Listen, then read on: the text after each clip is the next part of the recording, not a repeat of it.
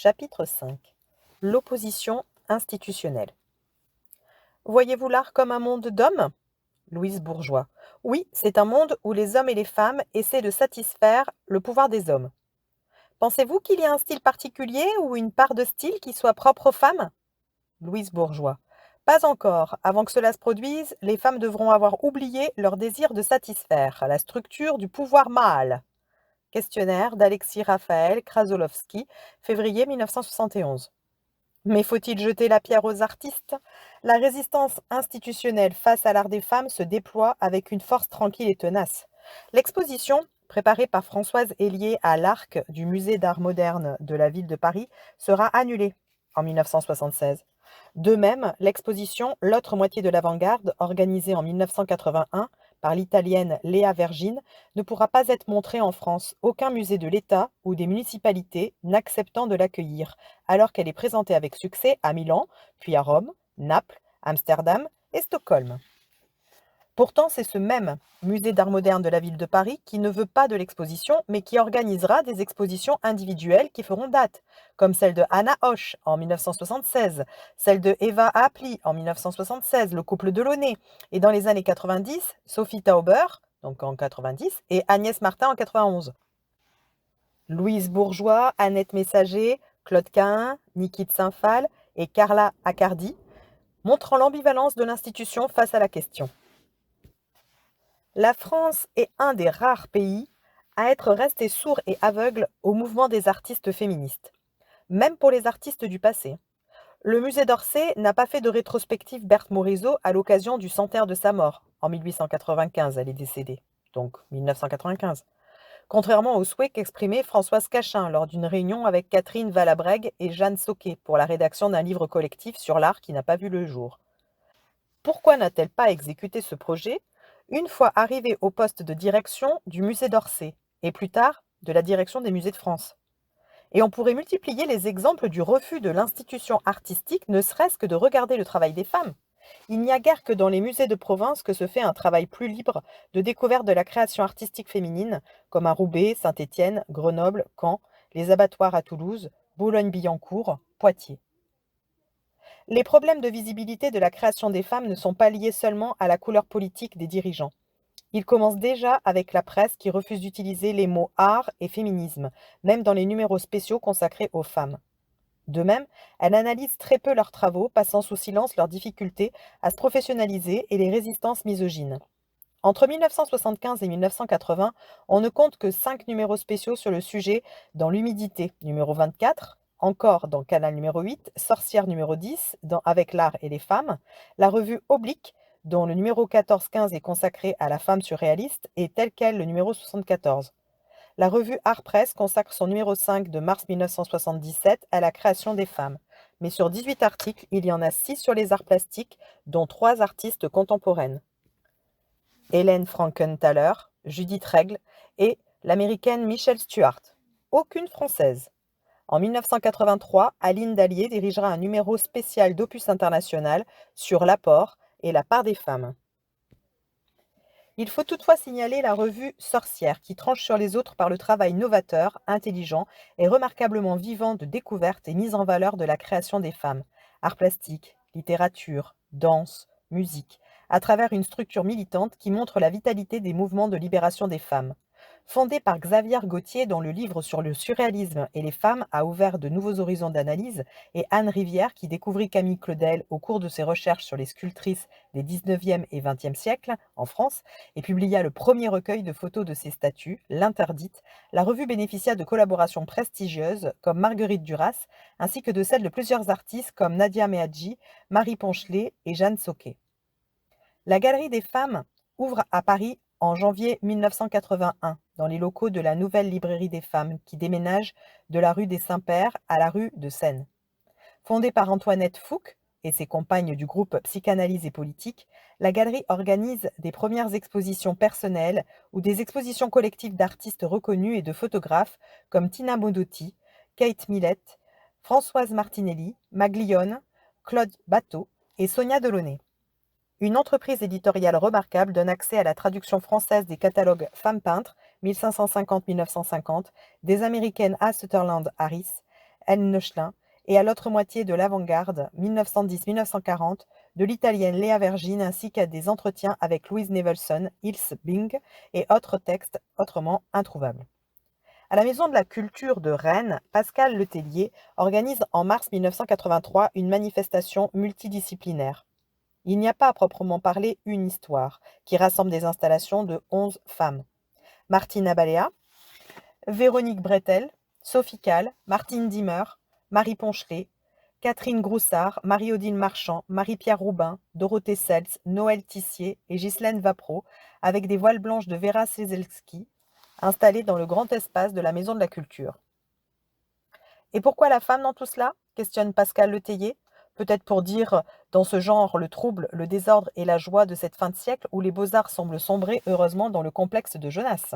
Signalons aussi la remarquable exposition organisée à la Galerie municipale de Vitry-sur-Seine en mars 1984 sous le titre La part des femmes dans l'art contemporain, qui montrait les œuvres de 107 artistes allant d'Abakanowicz à Unica Zurn, en passant par Goncharova, Regel et Toyen. Mais il faut croire que Vitry-sur-Seine était trop loin de Paris, car cette exposition eut très peu d'écho, en dépit du concours du ministère des Droits des Femmes, nouvellement arrivé dans le paysage politique, et celui de la municipalité de Vitry. La timide politique du ministère des Droits des Femmes. L'arrivée de la gauche au pouvoir en 1981 a une très faible incidence sur la visibilité des femmes artistes, en dépit d'une timide politique spécifique menée par le ministère des Droits des Femmes, dirigé par Yvette Roudy. Sous l'impulsion de Michel Coquillat, chargé de la culture, des expositions d'artistes sont organisées dans les locaux du ministère, avenue d'Iéna à Paris, comme Maria Rouclore, Michel Katz, Michel Forgeois et en mars 1984, un hommage à Charlotte Calmis, morte 2 ans auparavant. Malheureusement, cet effort n'a pas été accompagné d'une politique de la recherche en faveur d'une histoire de l'art un peu moins soumise aux normes académiques. Aucune bourse de recherche n'a été allouée à un projet portant sur les artistes femmes lors des mises en place en 1985 sous l'autorité de Michel Coquillat, alors chargé de la recherche et de la culture au ministère des Droits des Femmes. Le fait que le jury était composé d'une majorité de sociologues explique-t-il ce désintérêt? En 1985, cependant, Michel Coquillat fonde l'association Camille dans le but de faire connaître et reconnaître les œuvres des plasticiennes contemporaines, attester de leur importance, de leur originalité et favoriser leur diffusion dans un large public. Doté d'un fonds d'achat de 10 000 francs par le ministère des Droits des Femmes, de 300 000 francs du ministère de la Culture en 1985 par le biais du Fonds d'incitation à la création et d'un mécénat d'entreprise, donc via Janine Frossard, on peut le voir dans un article du Figaro qui date du 10 juin 1985, elle acquiert une quarantaine d'œuvres en 20 ans, choisies par un jury composé de professionnels de l'art. Rebecca Horn, Sophie Calle, Orlan, Louise Nevelson, Tania Moreau, Gina Payne, Jeanne Soquet, Hélène Delprat font partie de cette belle collection, exposée parfois comme à l'église Saint-Jacques de Lisieux du 15 mai au 27 septembre 1993 sous le titre Signature de femme, ou encore à la mairie de Paris le 8 mars 2002 et conservée au musée d'Épinal. Mais c'est peu de choses comparé à l'Allemagne par exemple, où à la même époque se met en place un groupe interdisciplinaire sur le thème Frauen formen ihre Stadt, sous la direction de Marianne Pitzen. Il débouche sur la création d'un Frauenmuseum, qui ouvre ses portes à Bonn quelque temps après. On y trouve une salle d'exposition des programmes pédagogiques et des archives sur 7000 noms d'artistes. À Berlin, on s'est aussi constitué des archives importantes en liaison avec l'Université libre de Berlin qui organise des cours sur le sujet. Ces compétences déboucheront sur l'organisation de plusieurs expositions, dont le forum Künstlerinnen, Kunstmesse de Karlsruhe de 1999, qui expose des œuvres de 67 artistes allemandes, françaises et suisses, et qui aura un grand retentissement. Côté musique, signalons le prix du ministère des Droits des Femmes, qui récompensera en 1986 Aires pour Marion de Geneviève Barrault. Une logique d'institutionnalisation qui dessert les femmes. En France, la gauche donne une impulsion importante à l'art avec le ministère Lang, qui inaugure une politique d'institutionnalisation de l'art contemporain à travers la mise en place dans les régions de 24 FRAC, les fonds régionaux d'art contemporain, FRAC, F-R-A-C, dotés d'un budget d'achat de 27 millions de francs pour la première année et de 34 millions pour la seconde. Mais cette politique n'a guère bénéficié aux femmes et encore moins aux artistes engagés dans une démarche féminine, car malgré la rénovation des musées et le soutien aux artistes, la résistance est tout aussi forte. Comment expliquer qu'à partir d'un pourcentage de 60% de femmes dans les écoles d'art, seulement 10% d'entre elles sont visibles dans les expos internationales? Que deviennent ces étudiantes artistes? Pourquoi sont surtout les femmes qui disparaissent? Doit-on y voir l'expression d'une logique d'institutionnalisation propre à la gauche qui cherche la légitimité du côté de l'institution et non du côté du symbolique? Au lieu d'encourager la singularité et la pluralité des modèles, la gauche renforce le poids de l'autorité institutionnelle. Musées, universités, écoles. Les artistes doivent donc passer des diplômes, rentrer dans le rang, produire un art asexué si elles veulent avoir une chance d'être reconnues. Quel contraste avec les années 70, où la vie intellectuelle et artistique se développait en dehors des institutions, dans une vitalité qui s'appuyait sur les réseaux parallèles et alternatifs. À partir des années 80, un puissant mouvement d'institutionnalisation marginalise tout ce qui pousse librement. Alors que dans les années 70, des ponts pouvaient être dressés entre les artistes et l'institution, ceux-ci disparaissent totalement par un curieux effet de circularité. Et légitimer à l'intérieur du cercle ce qui est admis par le noyau dirigeant de l'institution muséale et universitaire. Le reste est maintenu au dehors, sans espoir de connexion. La crise économique qui touche de plein fouet les artistes non institutionnalisés entraîne une réaction de protection en direction des artistes institutionnalisés, ou en voie de l'être, qui permet de sauver les meubles. Cette politique d'institutionnalisation rejette encore plus les femmes, car au lieu de rattraper le retard historique, l'institution le renforce en faisant valoir des critères de sélection avant-gardistes qui disqualifient la féminité et par conséquent les femmes. Comme l'écrit Yves Michaud en 1993, à l'époque où il dirigeait l'École nationale supérieure des beaux-arts, un chauvinisme mâle, assez satisfait de son sexisme, prédomine dans les revues qui se prétendent à la pointe de l'actualité artistique, et le féminisme n'a pas eu d'influence sur une histoire de l'art française encore largement dominée par les hommes, ou du moins les points de vue masculins. On peut élargir la remarque au monde de l'art en général. En 1993, Michel Guérin et Emmanuel Deroux publient une grande enquête dans Le Monde sur l'art et l'État. Sur les 30 artistes les plus prisés par les FRAC, les 10 premières années de leur fonctionnement, on ne compte aucune femme. François Morlet arrive en tête avec 22 œuvres achetées pour un montant de 1 832 696 francs, suivi de Jean Hélion et de Christian Boltanski. Les journalistes soulignent le paradoxe suivant. Dans les régions qui ont été jadis des pôles artistiques autonomes, les FRAC contribuent moins à réactiver une vie culturelle peu à peu tombée en décadence à partir de la seconde moitié du XXe siècle qu'à répandre un modèle parisien et international. L'enquête menée par Annie Verger sur les avant-gardes et les nouvelles instances de légitimation fait apparaître une situation désastreuse pour les femmes. Sur un échantillon de 50 artistes définis d'après les invitations à certaines manifestations nationales et les sélections institutionnelles périodiquement établies pour représenter la France à l'étranger entre 1964 et 1987, 3 femmes seulement arrivent à se glisser dans l'avant-garde. Anne Poirier, compagne artiste de Patrick, qui fut lauréate du prix de Rome en 1968 et qui séjourna à la Villa Médicis en compagnie de son mari, Gina Payne, qui est décédée en 1990, et Annette Messager.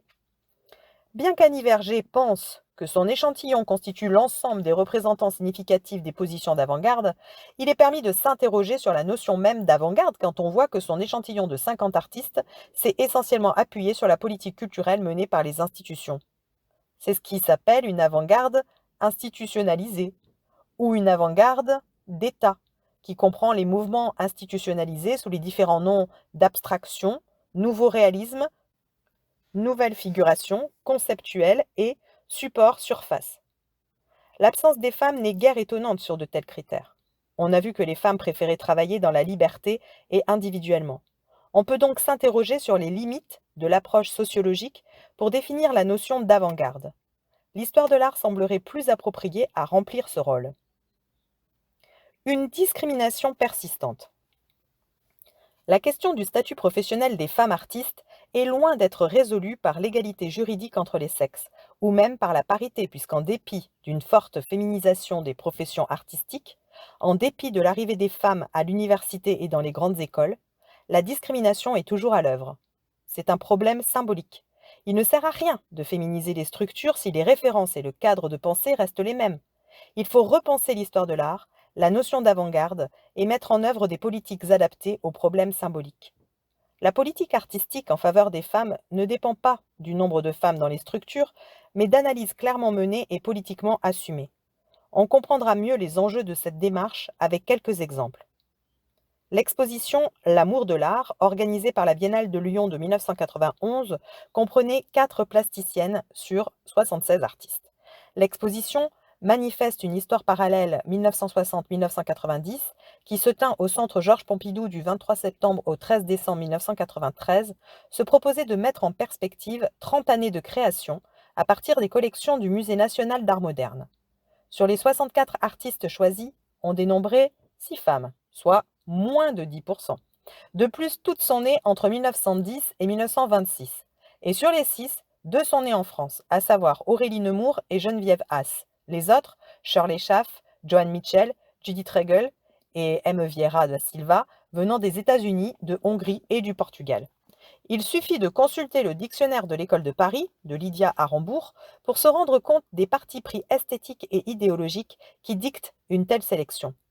Dans ce dictionnaire, non seulement les femmes y sont beaucoup plus nombreuses, mais elles sont largement présentes dans l'abstraction lyrique, fait totalement occultée dans l'exposition, comme le sont les démarches singulières et inclassables dans lesquelles s'engagent souvent les femmes, à commencer par l'art féministe. Cette exposition reflète la collection du musée, bien sûr, et les achats officiels qui obéissent aux jeux d'influence et de pouvoir, des galeries notamment. En 2000, la collection du Musée national d'art moderne comprenait 628 femmes et 3660 hommes, soit un pourcentage de 14,6%. Or, le nombre d'œuvres diminue de moitié puisque sur les 43 300 œuvres, il n'y en a que 7,5% faites par des femmes. Encore faut-il remarquer le pourcentage élevé de photographies qui diminue d'autant la peinture et la sculpture. Quant au pourcentage d'œuvres de femmes exposées au musée, il atteint péniblement les 5%, soit le même pourcentage que dans les salons de l'Académie sous l'Ancien Régime, juste avant la Révolution. On remarquera que les 2 pays qui se sont le plus ouverts à la création artistique des femmes se retrouvent en tête du marché de l'art pour les femmes, à savoir les États-Unis et l'Allemagne. Selon le Kunstkompass, aucune femme n'arrivait dans les 10 premiers artistes en 1970. 30 ans plus tard, Rosemarie Trockel, Allemagne, arrive en 4e position, derrière Sigmar Polke, Allemagne, Gerhard Richter, Allemagne, et Bruce Naumann, États-Unis. Vient ensuite la Suissesse Pipilotti Rist, Cindy Sherman, États-Unis, et en 8e position, Louise Bourgeois, États-Unis. Aucune française. Et la situation ne risque pas de s'inverser étant donné la résistance des institutions à montrer, regarder, réfléchir sur la production artistique des femmes. Voilà comment les petites exclusions font les grandes occultations. Le Musée national a mission d'exposer les pages réputées illustres de l'histoire de l'art. Il le fait à partir de ses collections et de sa vision de l'histoire, faite de ruptures et de prise de pouvoir d'une école sur une autre. L'occultation de la contribution des femmes à cette histoire se reproduit dans la meilleure bonne foi du monde en vertu d'un engrenage qui veut que les achats officiels s'alignent sur le marché de l'art sur les grandes expositions internationales et les expositions internationales sur les valeurs du marché de l'art.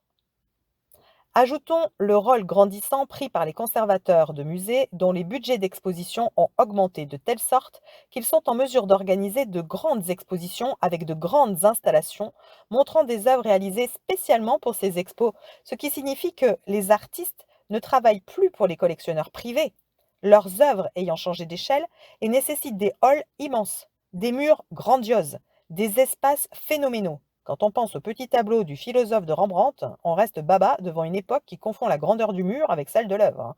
Ce qui explique comment l'institution art renforce son pouvoir discriminatoire vis-à-vis des femmes, qui ne peuvent même pas louer un atelier assez grand pour réaliser une œuvre de musée. L'exposition féminin-masculin, organisée au Musée national d'art moderne du Centre Georges Pompidou en 1995 par Marie-Laure Bernadac et Bernard Marcadet, est un autre exemple d'invisibilisation des femmes par l'institution.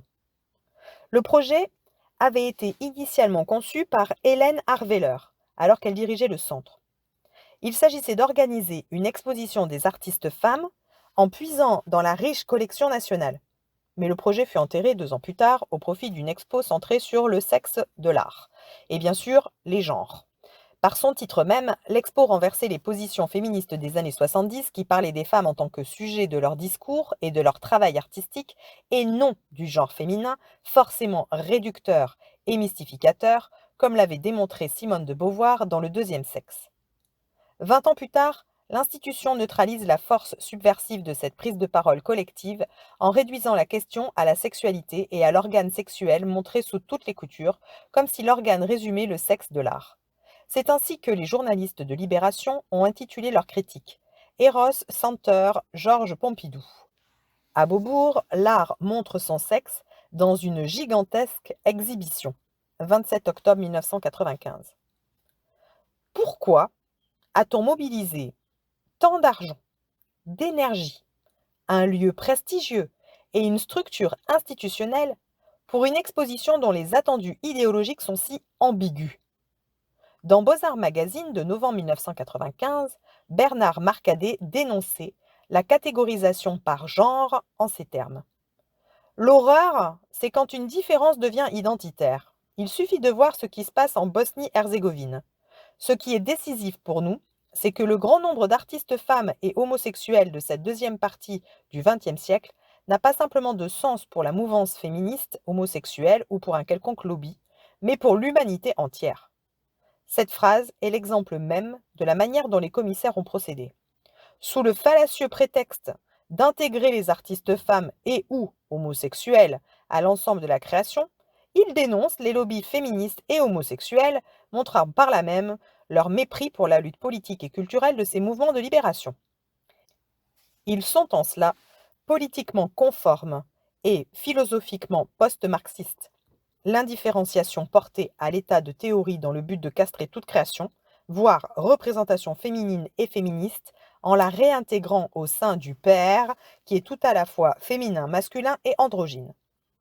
Se cachant derrière un univers asexué ou sursexué, le couple organisateur nie ainsi la très récente prise de conscience des femmes artistes pour la conquête d'un espace vraiment mixte. De plus, il reconduit les stéréotypes sexuels en déclarant par exemple que Princesse X de Brancusi donne à son insu à voir le fondement de la sculpture qui depuis les Grecs est érectile, niant les déclarations même de l'artiste qui affirmait avoir fait le portrait de l'éternel féminin à travers celui de Marie Bonaparte. Pour accepter le point de vue de Brancusi, il faut accepter de remettre en question l'interprétation traditionnelle du masculin et du féminin. Or, si verticalité égale érectile égale sculpture égale virilité, et si horizontalité égale féminin égale couleur et chiffon, on pourra faire autant d'expositions qu'on veut sur le sexe de l'art, les femmes ne sont pas près d'être reconnues comme sujet créateur. Prises encore dans le sexe par le regard de l'institution art, assignées à résidence ici et nulle part ailleurs, soumises à l'arbitraire du signe, du genre et du pouvoir masculin. Que voyait-on à l'exposition Fémini-masculin? On entre au bout d'un tunnel noir, tout somme, rythmé de lueurs rouges de Louise Bourgeois, L'origine du monde de Courbet. L'exposition était donc visiblement placée sous le signe de la pénétration, et très exactement ici de la pénétration du sexe de la femme. Pour le confirmer, il suffisait de passer à droite, sous un portique, au sommet duquel s'étalait un axiome d'un des géniteurs de l'art contemporain: on n'a que pour femelle une pissotière, et on en vit. Marcel Duchamp. Pourquoi poser le problème du sexe de l'art et non plus originellement celui de la conception sexuée de la création? Il est évident qu'un artiste peint avec ses couilles, rappelez-vous, Picasso. Et malgré cette brillante exposition, nous ne savons toujours pas quel organe une femme utilise pour peindre, en admettant qu'elle le puisse. L'exposition Vraiment féminisme et art, organisée au magasin de Grenoble au printemps 1997, est symptomatique de cette double difficulté à penser la place des femmes dans l'art et des artistes dans le féminisme. D'abord, elle arrive beaucoup trop tard, quand les feux se sont éteints et que les intérêts se sont orientés vers d'autres problématiques. Ensuite, Le fait de confier le choix des œuvres à Laura Cottingham, critique d'art américaine spécialiste de l'art féministe aux États-Unis, est à soi seul révélateur de l'absence totale de réflexion institutionnelle sur ce qui s'est passé en France. Sa position extérieure à l'Europe l'amène donc à énoncer certaines propositions qui ne sont pas du tout valables pour la France. En France et ailleurs en Europe, la transformation du féminisme est une pratique artistique, a bien eu lieu, même si le nombre de femmes artistes des années 70 a été sans commune mesure avec le mouvement considérable qui a galvanisé les États-Unis. De fait, le féminisme reste l'un des mouvements qui ont le plus influencé les arts visuels du XXe siècle en Europe et aux États-Unis. On aimerait le croire. Ce n'est en tout cas pas l'avis des commissaires de l'exposition Face à l'histoire, qui venait de s'ouvrir au Musée national d'art moderne de Beaubourg, puisqu'aucune section sur le féminisme n'avait été conçue. Aucun commentaire sur cette occultation de taille. Et surtout, une absence étonnante des actrices du MLF fondée sur un choix esthétique non explicité. 14 Françaises ou artistes travaillant en France étaient choisies et 16 américaines. Il eût mieux valu faire un dialogue entre les deux côtés de l'Atlantique plutôt que de faire croire à une reconnaissance des années 70. En réalité, la plupart des artistes en France se sont défendus d'être féministes et ont été très peu travaillés de l'intérieur par le féminisme au point de le mettre en forme dans leur travail. Ce qui n'est pas le cas des écrivaines, romancières et essayistes qui se sont situées avec enthousiasme dans les nouveaux questionnements sur la langue et l'écriture des femmes. L'apport du MLF ignoré. L'apport du MLF se situe dans la vidéo, le cinéma et la photographie, qui ont connu un développement sans précédent comme on l'a vu. Dans la vidéo militante, le collectif Video Out, fondé dans les années 75 par Carole Roussopoulos, Delphine Seyrig et Johanna Weider, a mis en place une nouvelle structure de production, montage et diffusion, qui déboucha sur la fondation du Centre Simone de Beauvoir en 1982, qui fonctionnera jusqu'en 1994. Fermé presque 10 ans à la suite notamment de la mort de Delphine Seyrig, il a rouvert en 2002, sous la direction de Nicole Fernandez.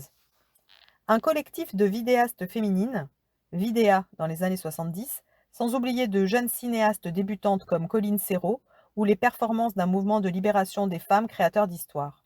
Avec ces quelques exemples, on perçoit certainement mieux le décalage entre un esprit MLF qui s'inscrit dans le courant de contestation culturelle de l'après-mai 68 et une avant-garde qui sera très rapidement institutionnalisée par la gauche. Contrairement aux américaines, le mouvement français n'était pas assez fort pour se réclamer d'une nouvelle avant-garde, ce qui fait que des artistes comme Tania Moreau, qui avaient conscience de cette faiblesse, ont été tentés par un mimétisme américain. Celles qui n'ont pas dévié de leurs intuitions, comme Pierrette Bloch ou Jeanne Sauquet, ont vécu de longues années solitaires. Et c'est quand Pierrette Bloch s'est orientée vers une sorte d'art minimaliste que le cabinet d'art graphique de Beaubourg lui a fait une belle exposition. C'était en 2002. Pierrette Bloch avait 74 ans. Visible, invisible, transmission, mur, mur. L'accrochage dans les musées renforce l'idée qu'il y a eu très peu de femmes dans l'histoire de l'art, que leurs œuvres n'ont pas véritablement apporté un regard nouveau, et que la question se résume à celle du sexe. Prenons encore l'exemple du Musée national d'art moderne au Centre Georges Pompidou à Paris. L'accrochage 2001 a mis en avant chez les Françaises nées avant la Seconde Guerre mondiale l'abstraction géométrique et elle seule, ce qui nous amène à nous interroger sur les motivations d'un tel choix qui maintient en réserve non seulement l'abstraction lyrique issue de cette même école de Paris, mais plus encore les recherches menées courageusement par les artistes des années 70, que le travail d'Annette Messager ne saurait éternellement représenter. Il semblerait que l'institution française, l'art d'État, ne reconnaisse du travail des femmes que ce qui se situe dans le droit fil de l'historisation des avant-gardes masculines du début du siècle, et encore faut-il qu'elles soient coupées des motivations sociales et politiques qui leur avaient donné naissance. Le critère purement contemporain est devenu la seule référence du jugement institutionnel, comme s'il garantissait les femmes des mièvreries de l'art féminin ou des positions politiques identitaires des années 70 qui ont tellement effrayé les tenants du pouvoir phallique. Les Françaises sont ainsi canalisées vers un art minimaliste et neutre, tandis qu'on reconnaît aux Américaines le pouvoir de faire un art féministe, dérangeant et même destructeur. On les achète à grands frais, Cindy Sherman, Barbara Kruger.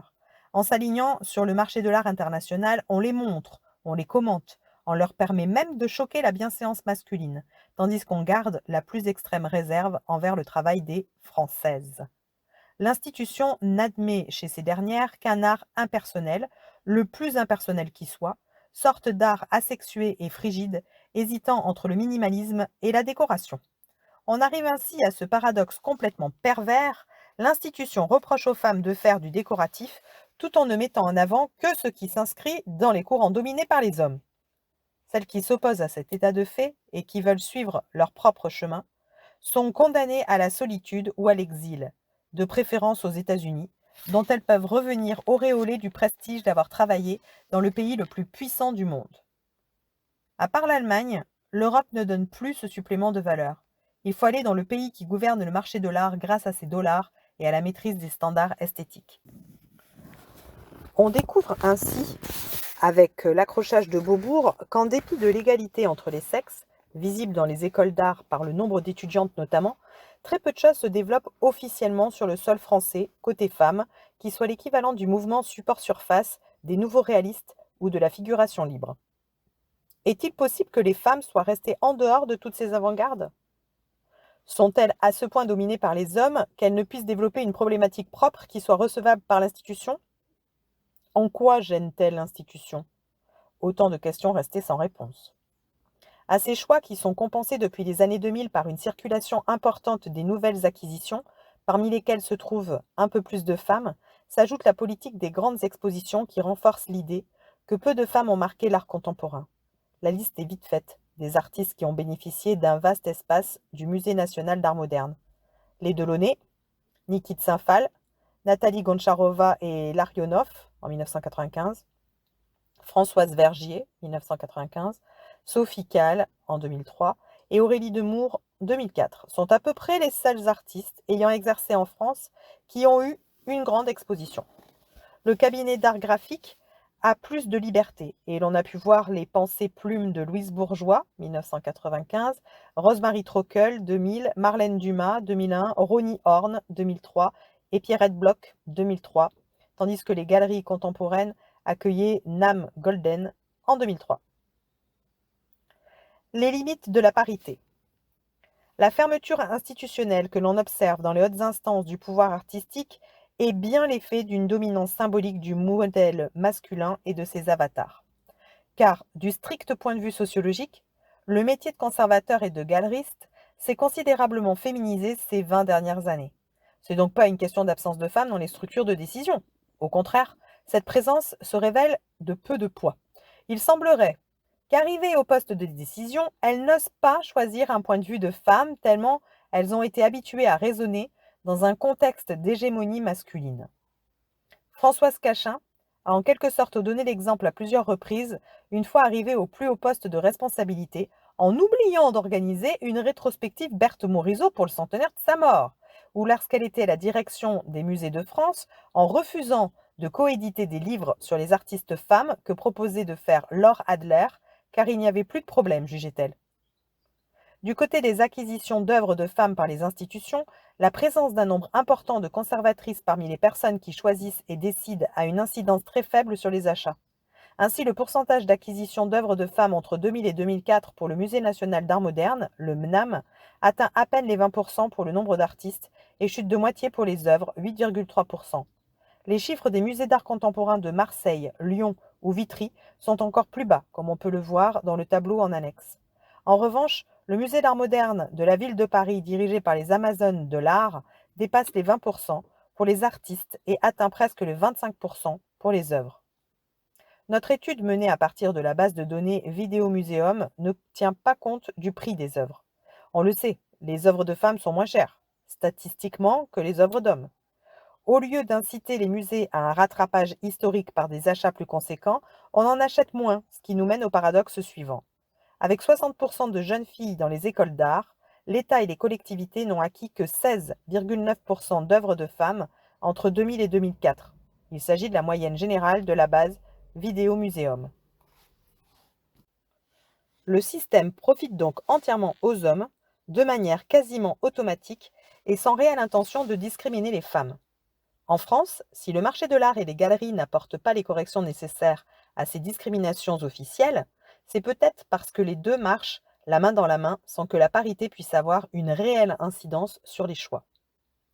La présence des femmes parmi les décideuses ne débouche donc pas automatiquement sur une meilleure visibilité des artistes femmes, loin de là. L'exposition De ma fenêtre, des artistes et leur territoire, qui clôturait la saison polonaise Nowa Polska de Paris à l'École nationale supérieure des beaux-arts en décembre 2004, en est un exemple consternant. Deux Françaises étaient chargées du choix des artistes polonais, Solène Guillet et Nathalie Boutin, galeriste à Paris, auxquelles était joint le galeriste polonais Lukasz Korsiska. L'exposition ne comprenait aucune femme sur les 21 artistes retenus. Interrogées, les commissaires m'ont dit qu'elles avaient choisi les œuvres sans faire attention au nom, que c'était le pur hasard s'il n'y avait que des hommes, et que de toute façon, les artistes polonaises étaient montrées dans d'autres manifestations de Nowa Polska. Si ce choix est révélateur du sexisme de la culture polonaise, il n'en montre pas moins à quel point le sexisme est intégré par des femmes qui ont accédé au pouvoir de décision quasiment à leur insu. Ce phénomène d'intériorisation des normes dominantes se rencontre d'ailleurs beaucoup plus dans les hautes sphères du pouvoir que dans les instances autonomes. Quand des femmes arrivent sur un territoire nouvellement conquis, elles ont tendance à aller au-devant des désirs non formulés ou supposés tels de la hiérarchie. Ce choix n'était évidemment pas représentatif de la création polonaise des 20 dernières années. Un autre exemple de l'intériorisation des modèles virils dominants sous couvert d'avant-gardisme nietzschéen a été donné en 2005 par Christine Massel, commissaire de l'exposition Dionysiaque, qui s'est ouverte dans les galeries contemporaines du Centre Georges Pompidou. C'est la même et éclatante absence de femmes, mais cette fois-ci au nom de Dionysos, dont il s'agit d'exalter les flux, l'excès, la vie, à travers un état d'esprit et une sensibilité commune aux artistes présentés. Dionysiaque désigne un rapport spécifique de l'art à la vie, explique-t-on dans la présentation. Un oui qui passe autant par la colère et le plaisir de la destruction que par l'exaltation de la vie et du flux, de la joie jusqu'à l'excès, avec en sus un goût du rire, de l'ironie et d'une certaine subversion, si tant est qu'elle soit aujourd'hui encore possible. Dans le catalogue de l'exposition, Christine Massel tente de justifier ses choix en devançant la critique. Pourquoi n'a-t-on pas montré d'artistes femmes à part l'actrice Anne Brochet dans cette exposition? On la voit dans un film. Et elle répond de manière adorable: voici une bonne question que l'on n'a pas cessé de se poser, n'étant pas susceptible de misogynie. Nous voilà donc rassurés. Ce n'est pas par misogynie que les femmes sont absentes. Et pour quelle raison alors? Par philosophie nietzschéenne, répond le commissaire, tout simplement. L'exposition étant sous le signe de Dionysos, et les femmes n'étant pas là, elles s'expriment forcément sous le signe d'Apollon. Waouh, il fallait y penser. Les femmes ne seraient-elles pas aujourd'hui que dans l'apollinien? Le seraient-elles par essence? Certes non. Beaucoup de jeunes artistes travaillent cependant aujourd'hui, il est vrai, la fiction personnelle. Exemple Sophie Calle, Dominique Gonzalez-Förster, Valérie Mgeren, Anne-Marie Schneider, Koo Jeong-ha, qui sont, disons-le en passant, exposées au Musée national d'art moderne. On remarquera, au passage, le par essence, clin d'œil aux initiés, féministes qui se disputent entre essentialistes et constructivistes. Mais l'excès de flux, on n'en trouve pas, poursuit Christine Massel, sans expliquer pourquoi il faudrait être dans l'excès pour être du côté de Dionysos. Dans les années 70, en revanche, la situation paraît avoir été radicalement différente avec les excès de Carol Schneemann, Vali Export et Adrian Piper. Évidemment, là c'était différent. Les femmes voulaient détruire le patriarcat, quitter la société mâle, parler d'elle. Mais qu'on se rassure, si la France n'y a vu que du feu, les États-Unis sont toujours là pour combler le vide. On attend beaucoup de l'exposition en préparation de Linda Nochlin et Maura Riley au sujet des femmes artistes au Brooklyn Museum de New York en 2006 sur le néo-féminisme.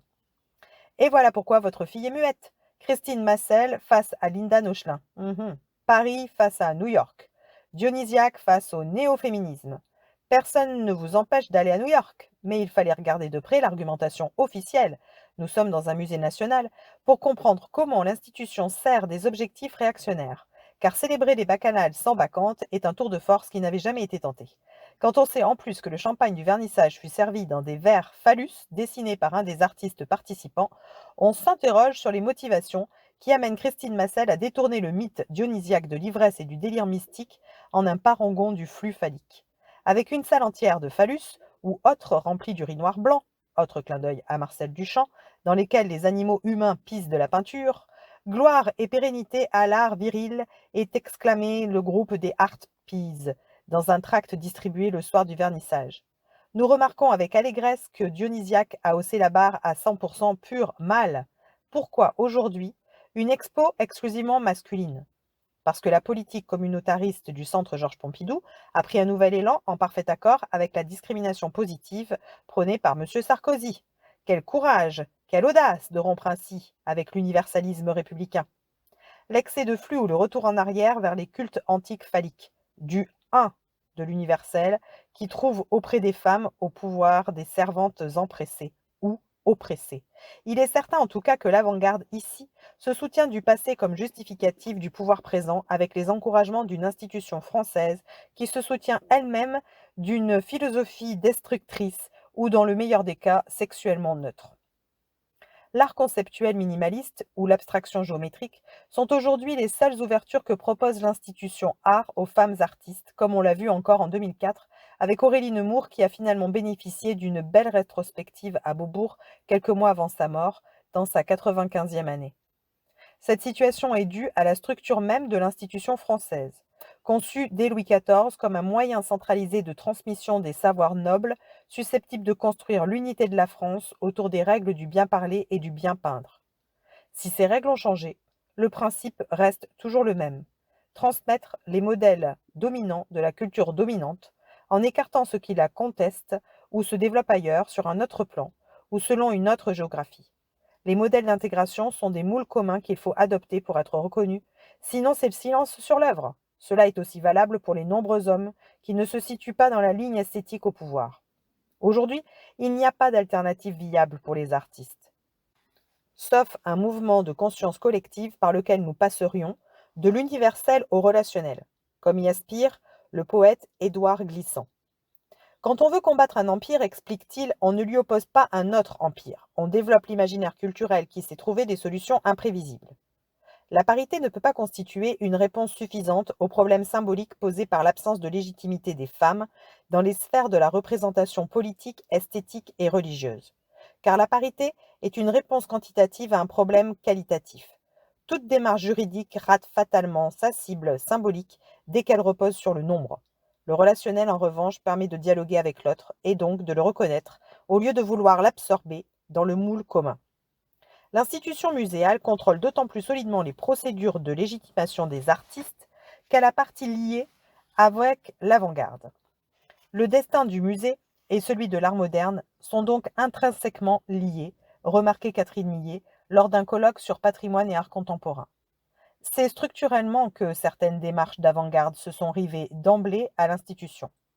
Nous sommes même arrivés devant un paradoxe encore plus stupéfiant. C'est l'institution qui crée l'avant-garde en mettant ses moyens énormes au service de sa propre conception de l'avant-garde, au détriment des autres démarches.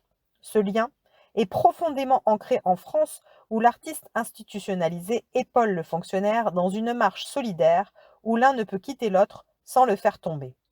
Dans ce même colloque, l'historien Marc Fumaroli dénonçait le paradoxe selon lequel un peintre contemporain doit à tout prix, s'il veut survivre, se faire étiqueter d'avant-garde, synonyme de modernité, et échapper à l'infamie de l'académie et de l'académisme, synonyme de vieillerie.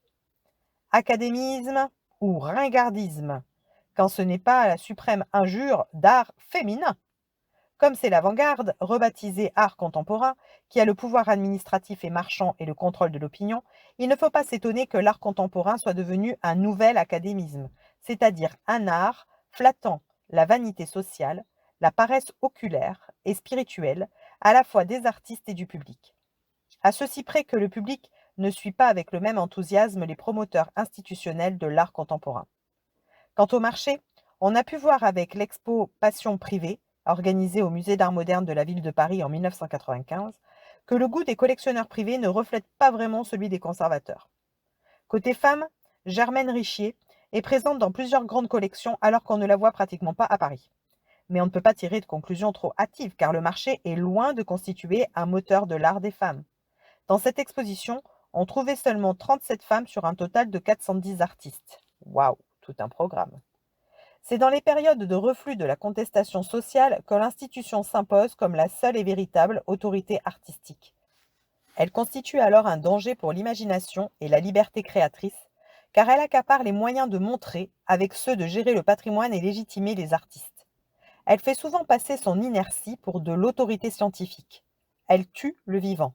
Elle écarte ceux qu'elle ne peut contrôler de façon à pouvoir ronronner tranquille sans craindre d'être contestée de l'intérieur.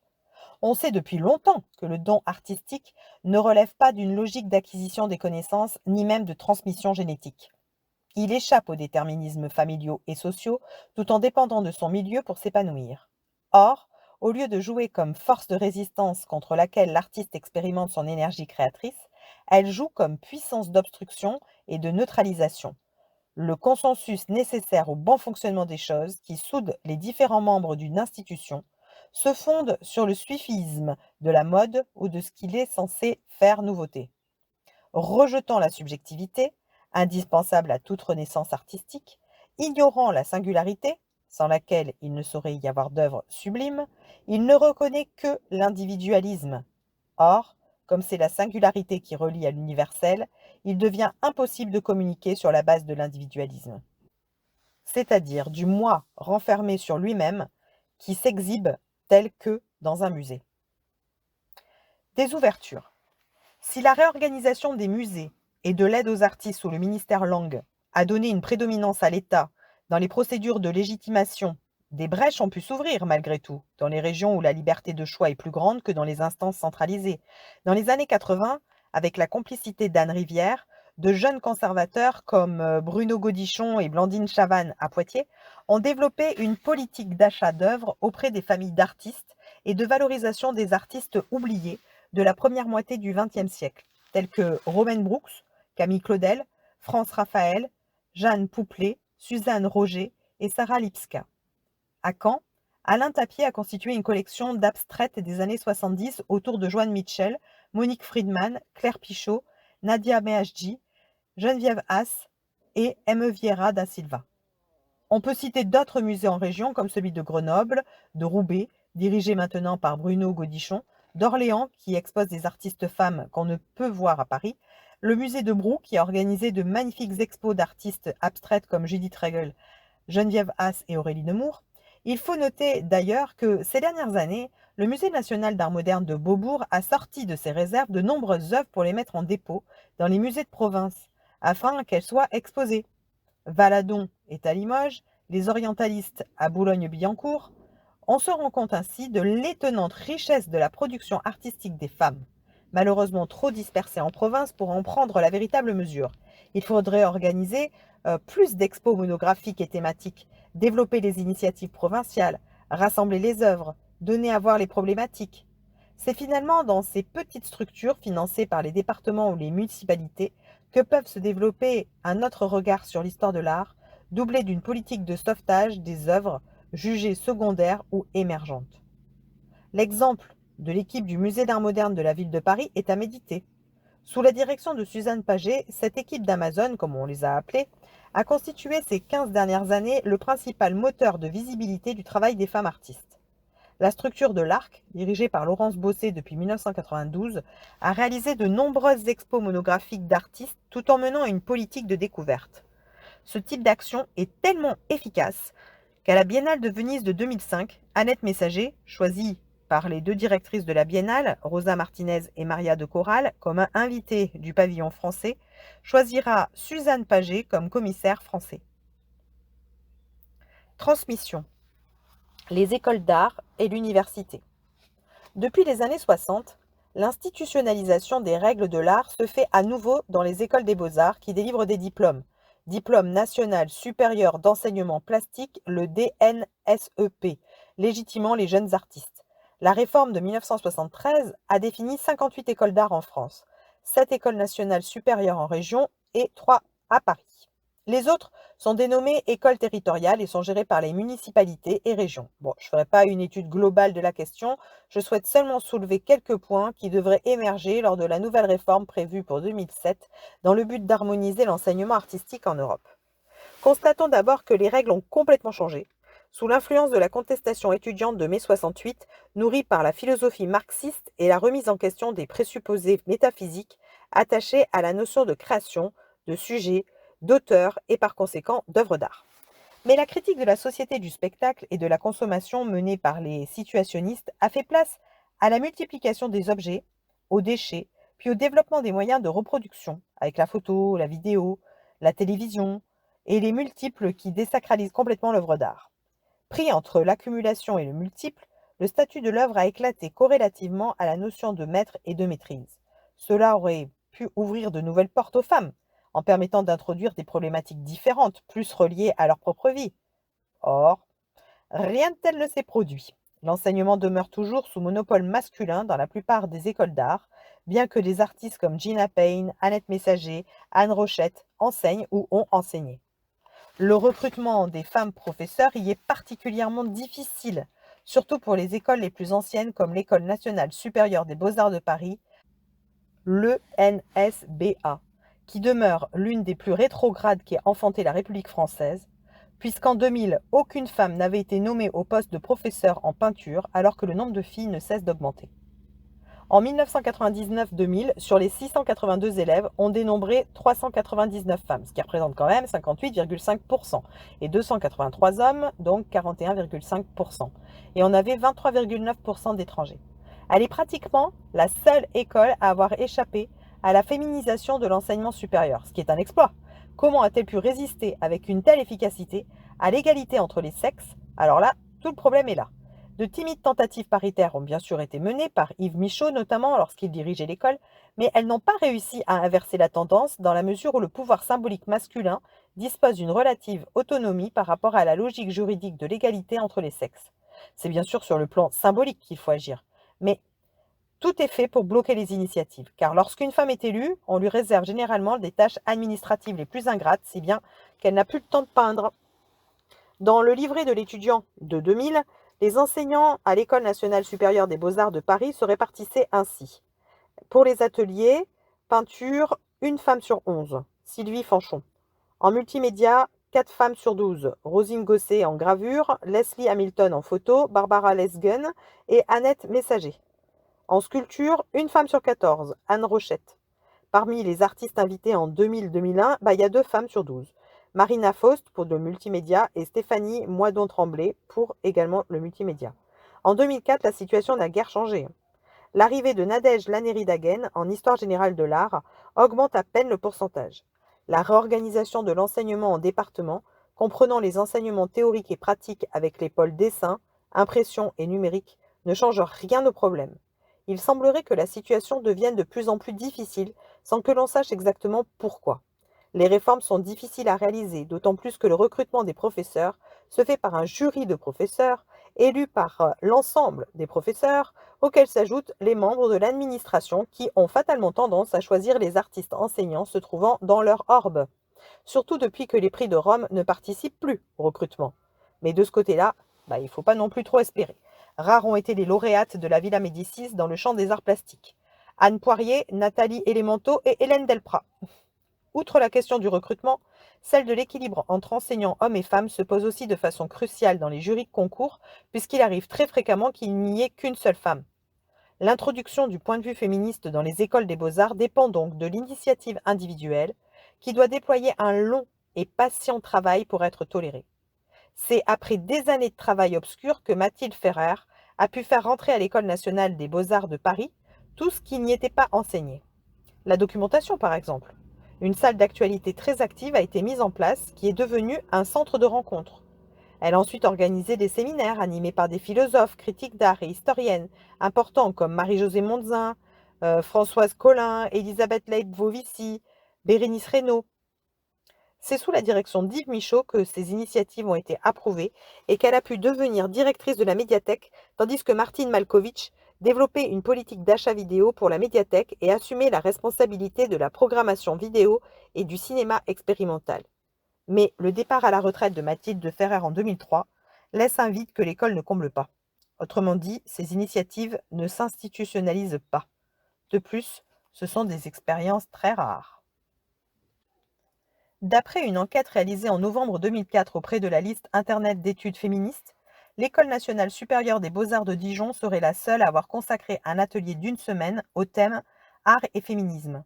Il était conduit par Nathalie Magnan en février 2001. Autre fait singulier, l'École des beaux-arts de Rouen a osé nommer une femme, Béatrice Cussol, professeure en 2005. On se demande pourquoi il est si difficile en France d'introduire un questionnement féministe dans le champ des beaux-arts. Est-ce donc si dangereux de transmettre une culture féminine dans l'institution?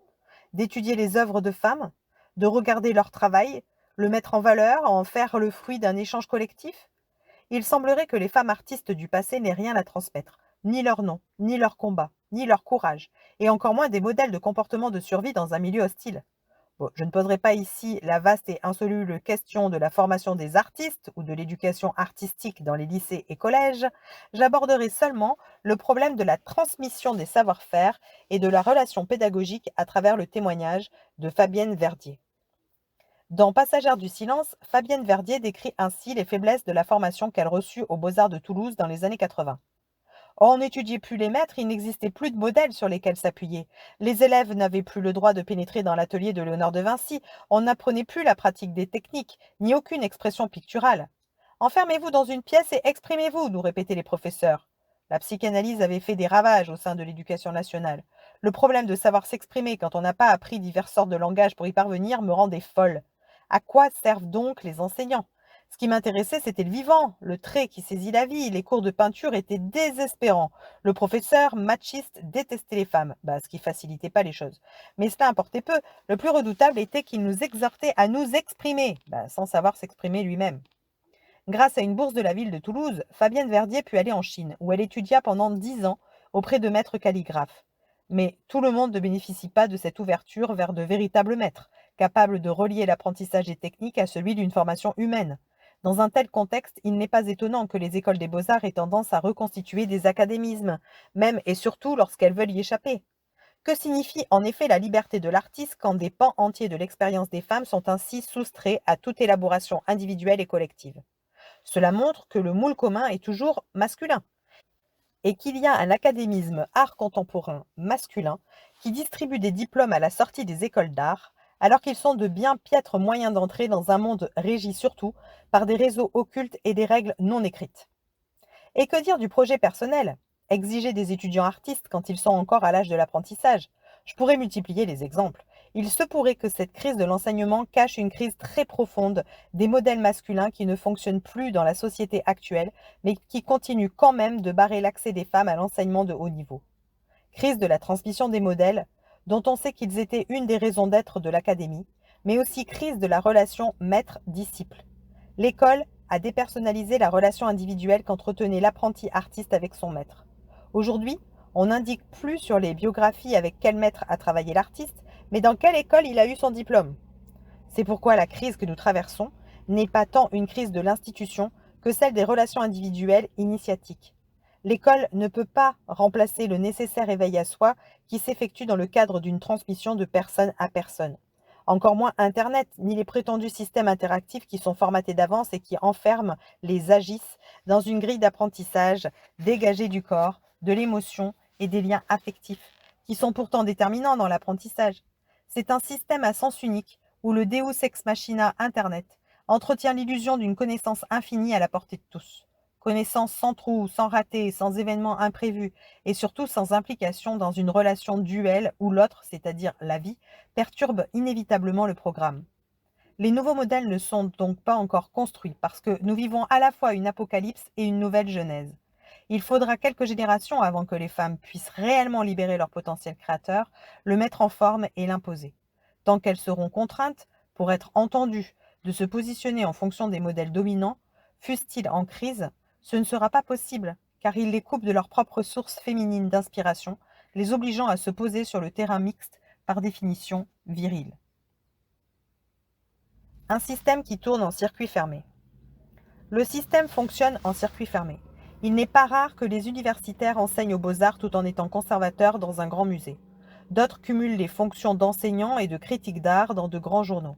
Le noyau se resserre autour d'un petit nombre qui décide des standards esthétiques, des centres d'intérêt, sujets d'études et avant-garde branchés.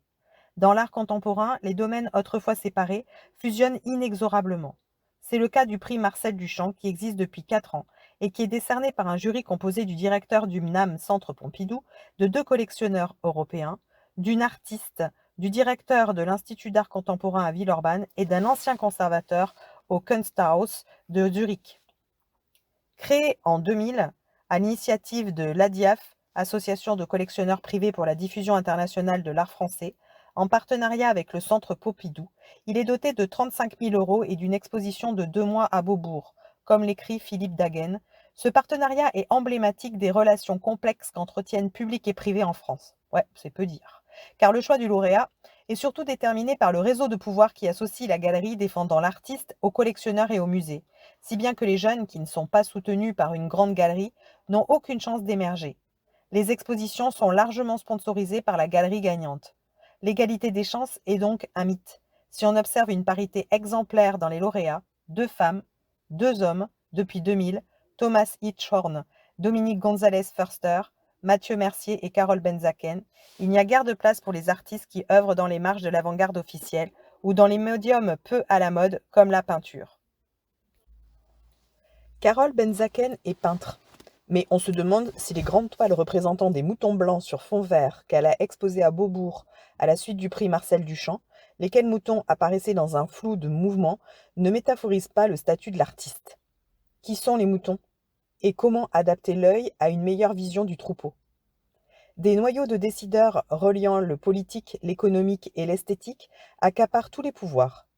Les conservateurs de grands musées parisiens et de métropoles régionales deviennent les pivots d'une vie artistique dont les dés sont pipés. Ils n'en disposent pas moins des fonds de l'État pour gérer les expositions avant-gardistes dans un rapport ambigu avec le marché de l'art, puisqu'ils consacrent généralement les artistes ayant atteint les cotes les plus élevées sur le marché international. Il est rare qu'ils découvrent un artiste en France. Ce sont plutôt des artistes vivant à l'étranger ou en venant qui sont exposés à Beaubourg, alors qu'il serait de leurs attributions de découvrir ceux qui travaillent dans leur pays. Une exposition à Beaubourg assure la vente des œuvres d'un artiste dans sa galerie. Les universités. Il va de soi que, dans un tel contexte, l'enseignement de l'histoire de l'art des femmes à l'université est complètement sacrifié au profit de valeurs sûres consacrées par le marché de l'art ou la philosophie de la fin de la peinture à l'œuvre dans l'art contemporain. Aline Dallier est la seule à avoir donné un cours sur la question des femmes dans l'art à l'université Paris 8 de 1980 à 1993.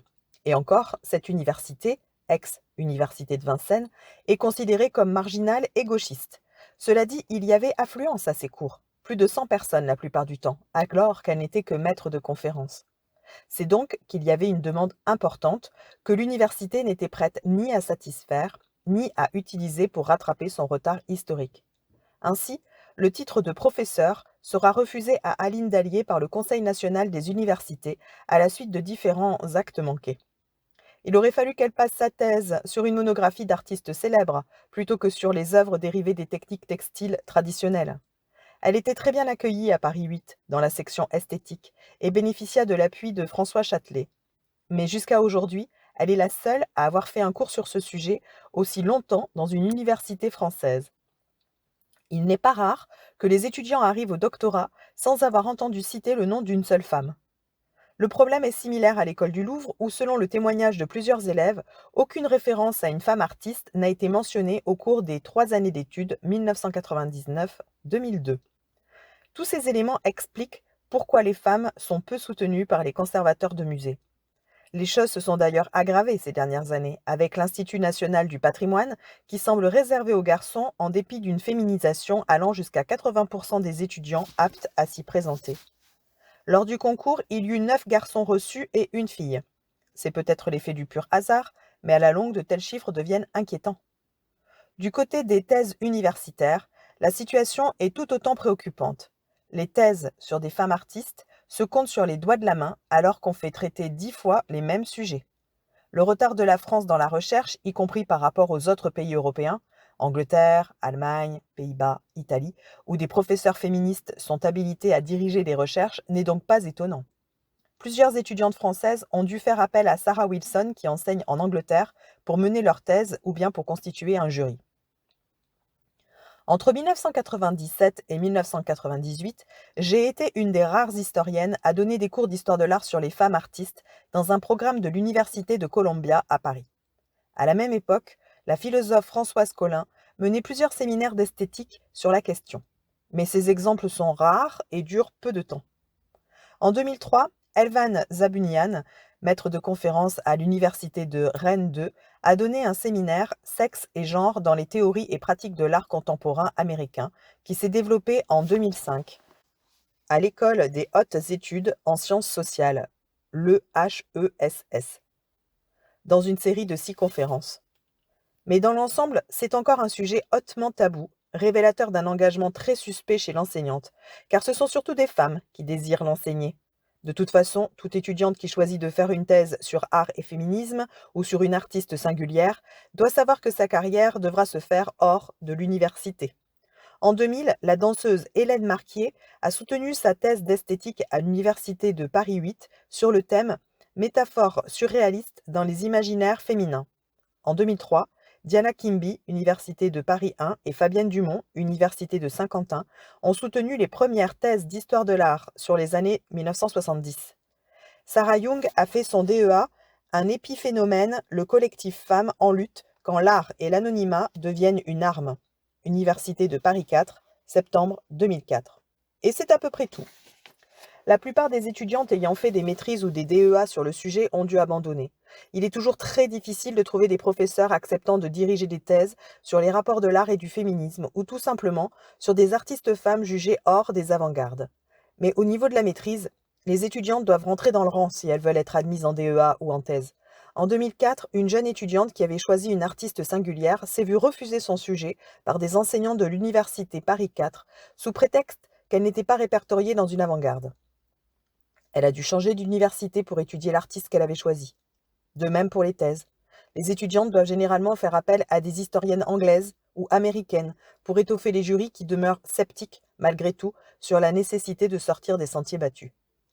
L'institution française invite volontiers des historiennes américaines sous prétexte qu'il n'y en a pas en France, tout en bloquant leur formation en France. Elle œuvre à l'effacement de la réalité, conçue comme dérangeante, tout en se faisant passer pour libérale puisqu'elle parle quand même du féminisme. Un féminisme qui vient d'ailleurs, demeurant toujours préférable à celui qui a pris naissance sur son propre sol et qui plonge ses racines bien avant la Révolution française. On peut citer l'exemple du colloque organisé à l'École nationale supérieure des beaux-arts de Paris en 1993 sur féminisme, art et histoire de l'art. Aucune historienne française ne fut invitée, et l'essentiel des interventions se situait dans la sphère anglo-saxonne. Yves Michaud, alors directeur de l'école, donna l'exemple de cet état d'esprit dans une introduction qui ne citait que les historiennes de langue anglaise et américaine, faisant preuve d'une ignorance étonnante de ce qui s'était passé dans son propre pays. L'université passe non seulement à côté du mouvement des femmes dans l'art, mais l'École nationale des beaux-arts elle-même, celle qui forme les futurs artistes promus à des carrières. Signalons toutefois quelques changements. En 2002, avec le colloque international sur les écrits d'artistes depuis 1940, où pour la première fois, dans un colloque organisé conjointement par l'Université de Paris 1, le CNRS, l'École normale supérieure, l'Université de Caen et l'IMEC, une section paroles-écrits de femmes, était organisée. En novembre 2004, Marianne Camus, professeure à l'Université de Bourgogne, a également organisé un colloque à Dijon sur la création au féminin, dont la première journée était consacrée à l'art plastique. Signalons aussi l'Université de Lille 3 et l'équipe de recherche Créativité et Imaginaire des femmes de l'Université de Bordeaux 3. Le piège des études de genre. De telles initiatives sont trop rares en France. Or, depuis que les études de genre ont fait leur entrée officielle dans les universités françaises, la plus grande confusion règne sur la question. Le mot genre remplace-t-il le mot femme ou est-il un masque pour pouvoir parler à l'université des femmes en tant que sujet de l'histoire, de la création et de la culture? L'approche de genre piège inévitablement le propos dès lors qu'elle est orientée par une vision sociologique qui limite forcément l'étude des créatrices. La pratique artistique suppose la transgression des normes. Or, en prenant le genre pour référence, nous n'avons plus affaire à des artistes qui assument un jeu créateur, mais à des images démultipliées d'un genre insaisissable. Dans un tel contexte de réflexion, l'art féministe se réduit à une critique sociologique des genres masculins et féminins, critique très branchée queer, travesti et transgenre, mais qui ne change pas grand-chose aux questions identitaires auxquelles tout artiste se confronte. L'exemple de Rosemary Trockel est éclairant à ce sujet. Artiste la plus cotée sur le marché de l'art international, après le Kunstkompass allemand, qui l'a classée en 4e position derrière Polk, Richier et Naumann au début du XXIe siècle, dans Le Monde du 9 juin 2001, elle doit sa percée remarquable dans les années 90 à son travail sur les genres, les stéréotypes sexuels, les codes culturels qui conditionnent les individus. Ainsi, le Untitled, sans titre Musée des Beaux-Arts de Nantes, de 1988, montre une chemise blanche pendue à un cintre, enfermée dans une vitrine transparente, avec, ô subversion foudroyante, les boutons à gauche, comme pour les femmes, et les boutons de manchette à droite, comme pour les hommes. Mais ce n'est pas tout. Sur l'étiquette du col, l'artiste a inscrit Justine, Juliette, collection Désir, ce qui est d'une audace sans nom pour qui n'aurait jamais entendu parler de Sade.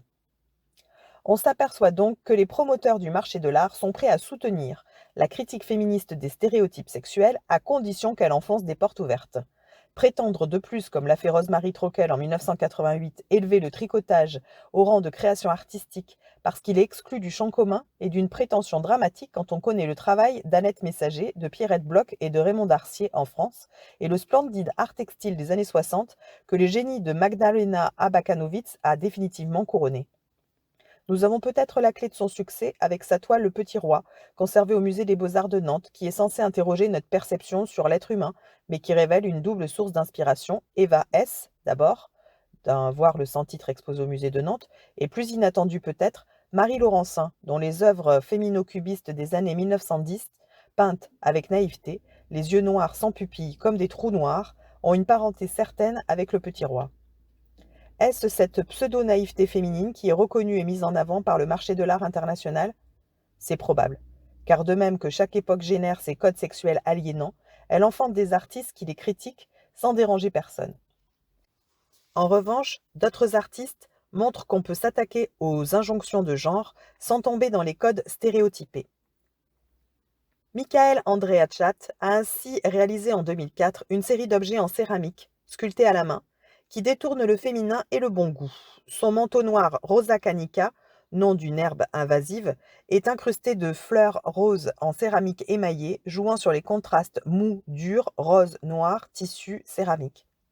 De son côté, Luna, jeune artiste de 38 ans, remet en question les hiérarchies de genre et les inégalités, en s'attaquant de manière radicale à son nom propre qu'elle rejette, expliquant dans une interview de 2005 qu'en opérant une résistance au modèle d'assimilation des valeurs, du schéma institutionnel et patriarcal du système binaire père-mère, je sors du cadre de l'ordre symbolique, phallique et oedipien, pour faire émerger mon espace des possibles. Ainsi, en me désignant, je suis un être pour moi, et le je, combien même qu'il se retrouve réaffirmé dans des cadres économiques et politiques, me permet la séparation identitaire et indispensable pour faire émerger un territoire autonome aux combinaisons multiples. C'est ce que j'appellerais la capacité d'agir.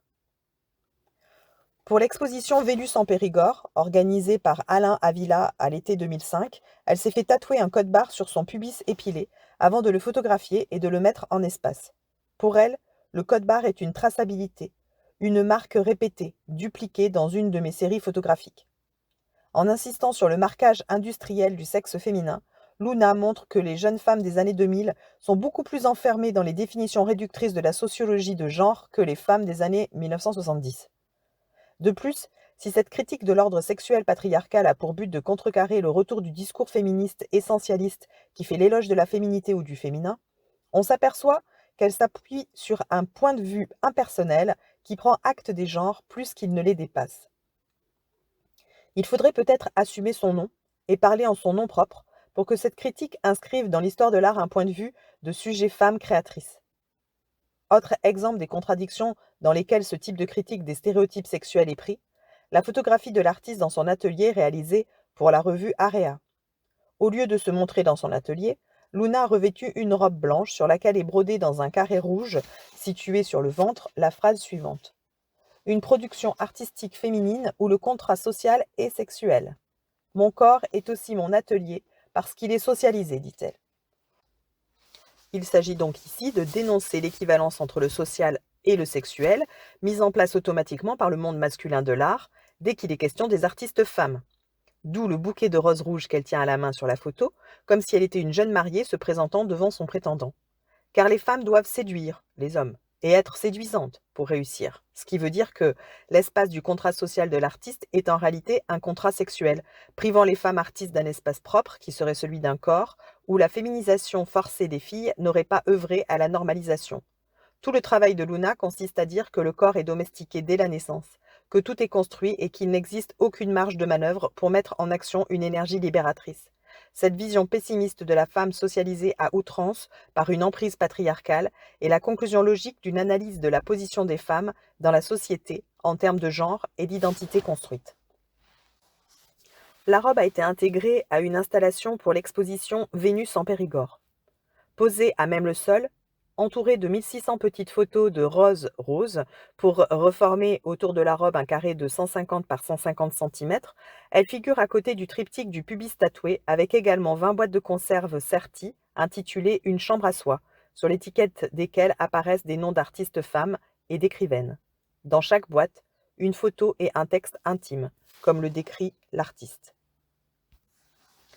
On s'aperçoit ainsi que la déconstruction des genres s'appuie sur une confusion entre l'image avec l'identité, le regard stéréotypé de la société et le regard de l'artiste ou de l'intellectuel réduit à la position critique, ce qui leur retire toute efficacité symbolique.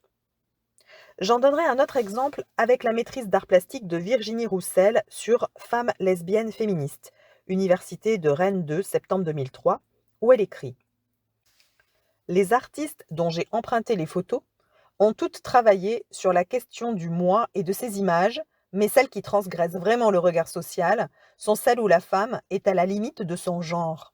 Ces photographies sont celles où la femme apparaît dans des postures dites masculines.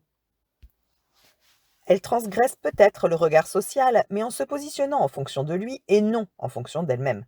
C'est le regard social qui détermine la démarche individuelle.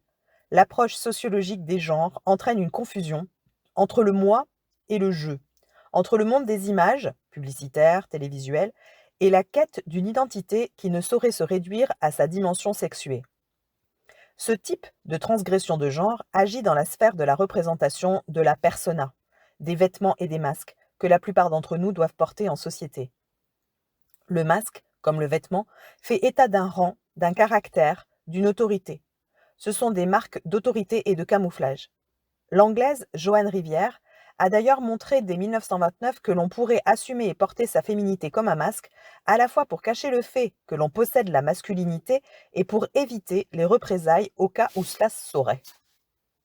La vraie féminité est une mascarade, conclut Sarah Wilson dans un article du catalogue féminin masculin, comme la virilité d'ailleurs, découverte qui a irrigué l'art anglais et américain des années 70, à travers notamment Cindy Sherman, Sarah Lucas et Katrina Hopi.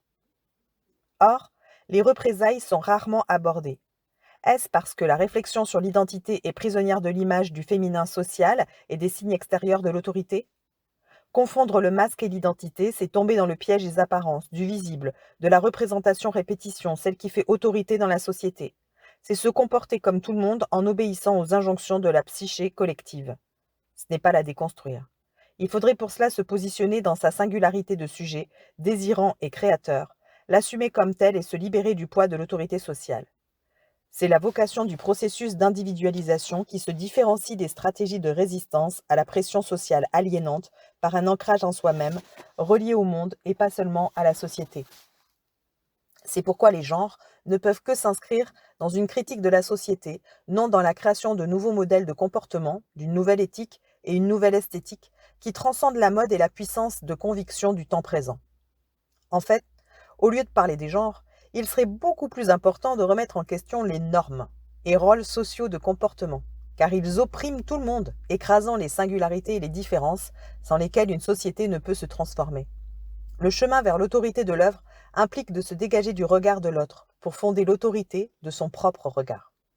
Il n'est pas étonnant que le mouvement queer soit né aux États-Unis, pays où l'image publicitaire, la télévision, le cinéma hollywoodien, Disneyland, la photocopie, Internet ont fabriqué un imaginaire du reflet, de la brillance, de l'illusion enfantine qui n'a rien à voir avec l'élaboration d'une image intérieure qui ressource tout en ouvrant sur le cosmos. Tout vient du dehors, et l'art lui-même est entraîné dans cette effervescence extérieure, cette animation virtuelle, qui débouche sur une remise en question du statut de l'œuvre et par voie de conséquence du statut de l'artiste.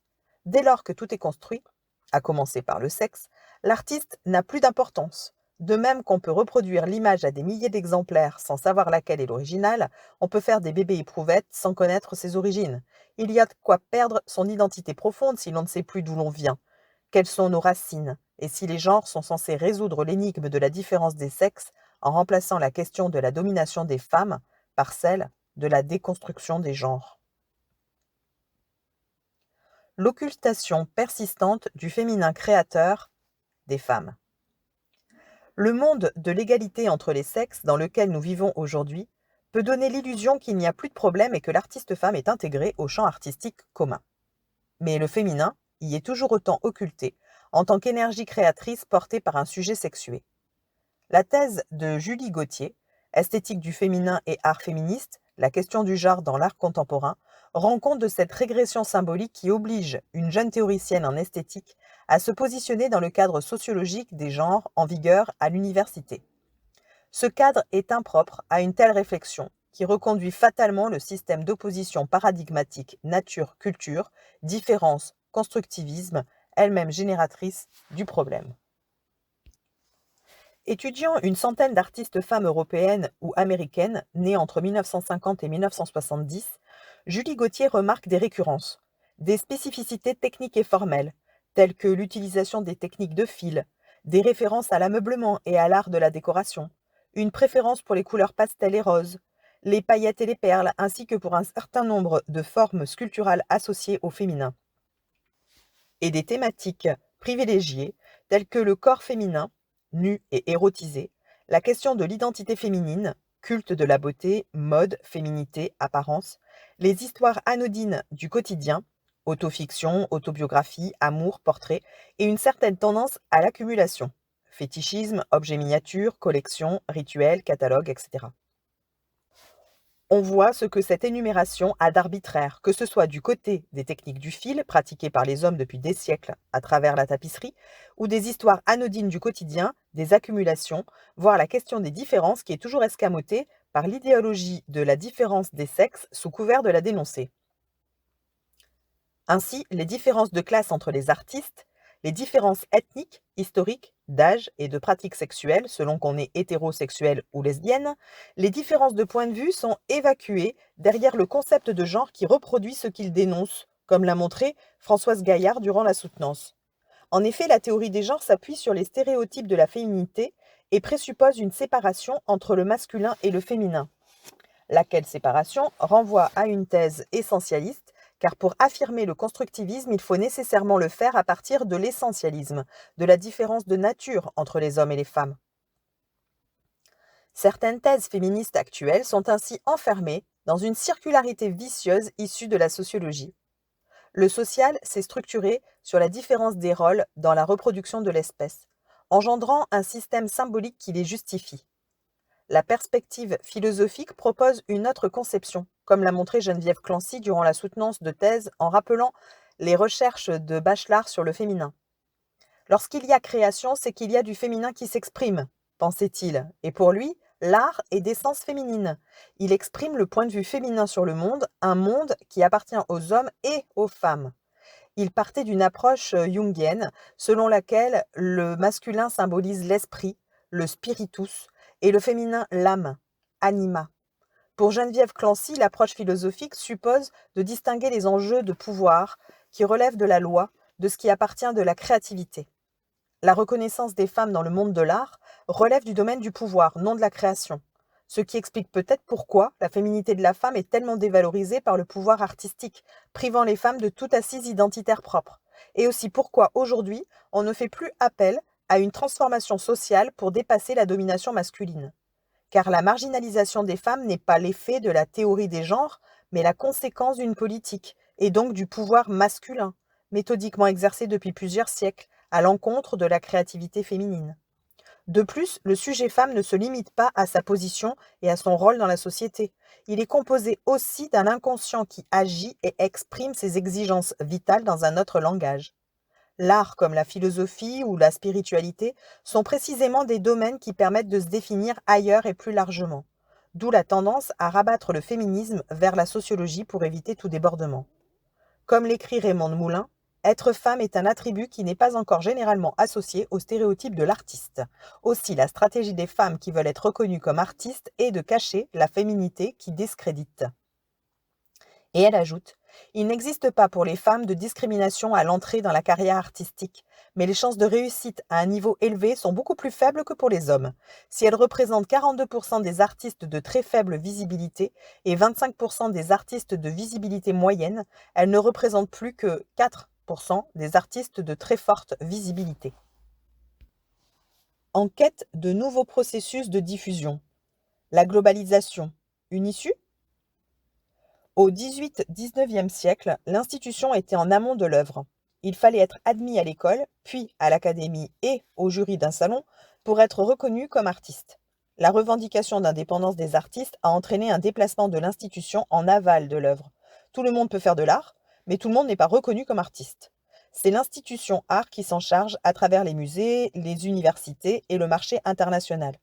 La critique de Marcel Duchamp a porté sur les procédures de légitimation de l'œuvre d'art par le musée. En exposant une pissotière avec une signature, il a montré le côté dérisoire de cette procédure, puisqu'on peut reconnaître n'importe quoi dès lors qu'on montre l'objet dans un musée. La question de l'œuvre unique, du matériau, de l'objet artistique est aujourd'hui en plein débat avec le développement des ordinateurs et des communications par Internet.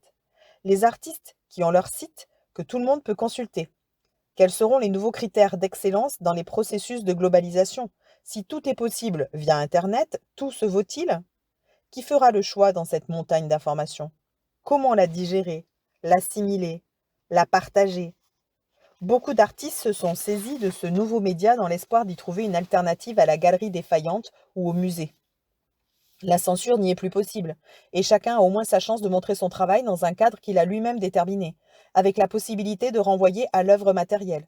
Mais cette solution ne fait que repousser la question du statut économique de l'artiste privé de galerie. Il y en a beaucoup dans cette situation à la suite de la fermeture de nombreuses galeries parisiennes. Dans une interview du Journal des Arts, la sculptrice Marie-Ange Guilleminault exprimait sa confiance dans la possibilité de développer un projet sur Internet, le Salon de Transformation. À partir de ce site internet, je pourrais établir des relations et trouver des solutions aux demandes et aux besoins ressentis. Je veux donner à ce site la dimension sculpturale, intellectuelle, sensible d'une œuvre. Pour les artistes, l'Internet correspond à cet espace de liberté où l'on peut vraiment définir les choses par rapport aux autres au fur et à mesure. C'est un lieu virtuel qui s'associe à des lieux concrets. C'est un espace qui est en déplacement tout en étant fixe, correspondant parfaitement à la vie d'artiste d'aujourd'hui. Pour échapper au marché, elle propose de rémunérer les artistes qui exposent. J'essaie, en créant ma propre économie, d'offrir des créations qui ne sont pas estimables et qui, de ce fait, échappent au système marchand habituel. Je suis pour la rémunération des artistes qui exposent. Être artiste, c'est développer un travail quotidien, une recherche permanente, un engagement avec des risques. Il faut tout savoir faire, du métier de femme de ménage à celui d'avocat. Or, nous ne sommes absolument pas soutenus. L'aspect concret de la vie de l'artiste n'est pas du tout considéré. Les projets sur Internet sont séduisants, mais ils soulèvent beaucoup de questions.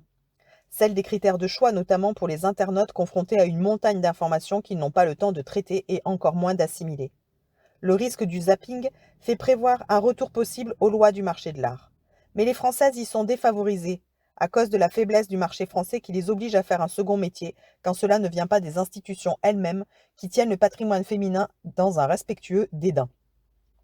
Le musée d'Orsay n'a pas cru bon d'organiser une rétrospective Berthe Morisot à l'occasion du centenaire de sa mort en 1995. Ce sont des musées privés, le musée Marmottan à Paris et les musées de province qui effectuent ce travail, sans oublier la fondation Gianada à Martigny en Suisse qui a effectué un remarquable travail d'exposition des artistes françaises, Claudel, Valadon, Laurencin, Morisot, en association avec des musées du nord de la France. Regrettons que Paris n'ait pas jugé bon de leur organiser une rétrospective. De même pour l'américaine Georgia O'Keeffe, dont la magnifique rétrospective montrée en Suisse en 2004 n'a pu traverser la frontière. Le plafond de verre. L'absence de politique claire reflète la dévalorisation plus ou moins exprimée dans laquelle est tenu l'art des femmes. Les rapports de force sont défavorables. Il reste beaucoup à faire pour que les femmes n'aient plus l'impression de se confronter à un interdit quand elles ont choisi de créer, ou au plafond de verre, comme l'écrivait Jeanne Soquet, après un débat au premier café des femmes à la Coupole. Les femmes oublient le plafond de verre qui est au-dessus de leur tête. Certes, on voit au travers le ciel les étoiles, les vedettes, les arrivées, mais quand on croit les atteindre, on se cogne la tête sur le plafond de verre. Elle ajoutait, tout en s'appuyant sur une technique et sur une mémoire, les femmes, si elles veulent vraiment se faire entendre, mais le veulent-elles vraiment, il faut tenir compte du confort intellectuel qui consiste à ne pas affronter l'extérieur et donc les ennemis, ferait bien, à mon humble avis, de travailler contre la famille, le consensus, les discours dominants, la tendance à suivre une ligne déjà donnée par quelqu'un, si géniale soit-elle, le machisme absolu ambiant qui consiste tout simplement à ignorer le travail féminin, bien pire adversaire que de le combattre. Bref, se souvenir qu'on est dans un rapport de force avec l'ennemi et ne pas tomber dans un angélisme béat. Demain, on rase gratis. Lettre du 14 février 2005. Il est vrai que les Françaises ont du mal à sortir de l'héritage de la Révolution française, comme si l'exclusion du droit de cité pesait toujours sur leur conscience créatrice. Les Américaines ont développé le Feminist Art Movement afin de se constituer en avant-garde historique. Faudra-t-il en faire autant en France pour affronter l'ennemi ? En 1993, Michel Brun et moi-même avions eu un échange avec Annette Messager au sujet d'un guide des femmes artistes dans les musées de France que nous entreprenions. Il n'était guère commun alors de travailler uniquement sur les femmes et il fallut argumenter. Michel Brun écrivit. Peut-être n'avez-vous pas senti que nous ancrons notre travail non pas dans une quelconque guerre des sexes ou dans un post-féminisme dont nous n'avons rien à faire, mais dans la conscience d'une identité spécifique malheureusement créée consciemment ou non par des millénaires d'exclusion. C'est ce parcours souterrain, comme vous le dites vous-même, et parallèle, ajouterai-je, que nous pistons siècle après siècle. Quelques traces apparaissent parfois comme celles d'une voie antique enfouie. Je suis archéologue de formation et professeur en Tunisie, deux raisons qui me permettent de comprendre votre effigie, 1985, en résonance des temps néolithiques, des déesses premières, conditions d'existence du groupe, de la spirale si vivante et si diverse dans le néolithique maltais. Il est clair pour moi que votre effigie intègre toute mort et toute vie dans un éternel retour, et cela dans son contour, celui du signe de Tanit, un signe d'ailleurs qui apparaît gravé sur les parois de Kelwet Sidi Bou Hadjar, 20 km au nord de Constantine, bien avant l'époque punique. Deuxièmement, vos références, vous le constatez, sont les nôtres. Elles nous appartiennent à vous et à nous, et nous en sommes dépositaires et responsables pour le présent et le futur. C'est dans cette recherche-là, dans ce sens-là, que nous travaillons. C'est aussi pour cela qu'aucune femme peintre comptant après explication ne nous a repoussés. Le repoussoir, c'est surtout l'institution, ce n'est pas la liberté. Vous devez l'avoir expérimenté. Un exemple parmi tant d'autres, Joanne Mitchell a eu quelques craintes quant à notre démarche. Elle nous a pourtant reçus malgré sa fatigue extrême, et après une discussion serrée qui a d'ailleurs consisté dans l'explication de cette démarche archéologique, sociologique, historique et surtout pas polémique, dont je vous ai parlé, a accepté de collaborer et s'est même proposé de faire notre couverture. Ça a été son dernier désir d'artiste et notre fierté. Il faut faire quelque chose pour les femmes, disait-elle. Annette Messager répondit. Il se trouve que je crois que, particulièrement en France, tout reste à faire à ce sujet. Mais je ne crois pas que ce soit en mettant les femmes d'un côté toutes confondues et les hommes de l'autre. Je crois qu'il faut sans doute, plus indirectement, plus insidieusement, par des expositions, des livres, des catalogues, des conférences, montrer sans vouloir démontrer que les femmes sont actuellement de très bons artistes, parmi les meilleurs, ce dont je suis persuadée, car la France n'est pas l'Amérique et leur dogmatisme qui a porté ses fruits ne servirait ici qu'à renforcer des préjugés, des a priori, des jugements à l'emporte-pièce si fréquents. Lettre du 12 mai 1993. Le débat est ouvert. Si aujourd'hui les standards esthétiques sont décidés par un petit nombre d'hommes issus de pays dominants économiquement, comme les États-Unis, ou exerçant des positions de pouvoir dans des institutions, les femmes vont devoir réagir autrement qu'en se positionnant en fonction de critères définis par l'autre, homme ou dominant. Ce n'est plus le voyage en Italie qui consacre l'artiste. C'est le séjour aux États-Unis, pays du self-made man et du pouvoir économique. L'Europe s'aligne sur ses nouvelles lignes de force. En France, où Paris a cessé depuis un quart de siècle d'être un foyer artistique occidental, on s'aligne sur le marché et l'on organise des expositions avec des musées américains. La mixité de la culture est une illusion, du côté des hommes du moins, car de manière paradoxale, les femmes sont beaucoup plus immergées dans une mixité de la culture que les artistes hommes, qui peuvent faire de brillantes carrières sans avoir regardé d'œuvres de femmes. Devant relever le défi de la différence, les femmes sont alors tentées de se mesurer aux hommes sur le terrain masculin, au lieu de se tourner vers le monde intérieur pour exprimer leur propre imaginaire. Ainsi, l'altérité est imposée à la femme avant même qu'elle sache qui elle est. Comme autrefois Freud attribuait à une fille une envie du pénis, qu'elle aurait à la vue de l'organe masculin plus grand et plus visible que le leur. Une telle conception de l'éros féminin suppose l'absence de jouissance narcissique et d'investissement de leur propre corps comme espace de construction de leur identité. La psychanalyste hongroise Maria Torok s'est demandé: comment en vient-on à se déposséder d'une part si précieuse de soi-même au profit d'un objet extérieur censé être inaccessible et inexistant? Elle l'attribue au refoulement du vécu du corps de la petite fille frappée d'un interdit se rapportant au sexe propre. Quand on sait l'importance de l'érotique chez les peintres hommes, on comprend mieux pourquoi un tel refoulement est nécessaire jusque dans l'institution pour maintenir en place le pouvoir de ceux qui décrètent les règles et les font respecter. Je ne parle pas du refoulement du féminin, bien sûr, mais de l'expérience des femmes réelles, de leur vie, leur imaginaire, leur vie symbolique.